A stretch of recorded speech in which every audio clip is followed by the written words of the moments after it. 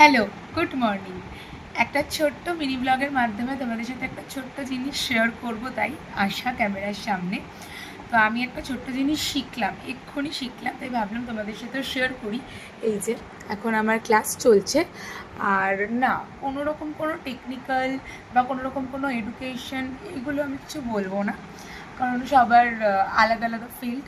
So আমি এখানে যেটা বলবো সেটা হচ্ছে যে প্রবলেমের সলিউশন, মানে কি করে তোমরা একটা সলিউশন যে কোনো জিনিসে পেতে পারো। এখনও কিন্তু ক্লাসে যেটা হচ্ছে অলমোস্ট 20 মিনিটস হয়ে গেল, সেটা আমার অলরেডি হয়ে গেছে, ঠিক আছে?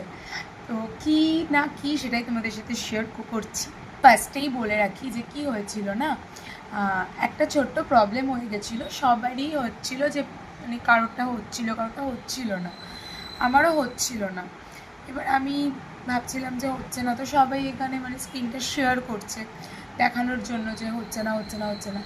বাট আমি ভাবলাম যে না, একবার নিজে দেখি, ট্রাই করে দেখি। এটা কিন্তু আমার কাছে একদমই নতুন, কি না কি সেটা আমি আর আসছি না যে আমি কি শিখছি না শিখছি। তো যেটা বলার জন্য যে যে জিনিসটা আমি করছি সেটা কিন্তু আমার কাছে একদমই নতুন, বাকি সবার কাছে মোটামুটি নতুন। তো যে কোনো জিনিস নতুন, অবভিয়াসলি আমরা পারবো না, কিন্তু আজকে আমি নিজে নিজে না ট্রাই করতে রাখলাম যে হ্যাঁ দেখি না এটা করলে কি হয়, ওটা করলে কি হয়, এটা না করলে এটা করলে কি হয়। তো দেখলাম জিনিসটা হয়ে গেল। তো এটাই যে কোনো প্রবলেম থেকে পিছনে না ঘুরে ফেস করো, যে কোনো প্রবলেমকে ফেস করো, ট্রাই করো কিছু করার, ভুল হোক ঠিক হোক ভুল হোক যাই হোক, বাট ট্রাই করো। আই থিঙ্ক সেটা খুবই বেনিফিশিয়াল হবে তোমার জন্য অ্যান্ড তোমার ফিউচারের জন্য। যে কোনো প্রবলেমকে ফেস করো, আর সেই প্রবলেমের সলিউশন আপনা আপনি তোমার কাছে চলে আসবে।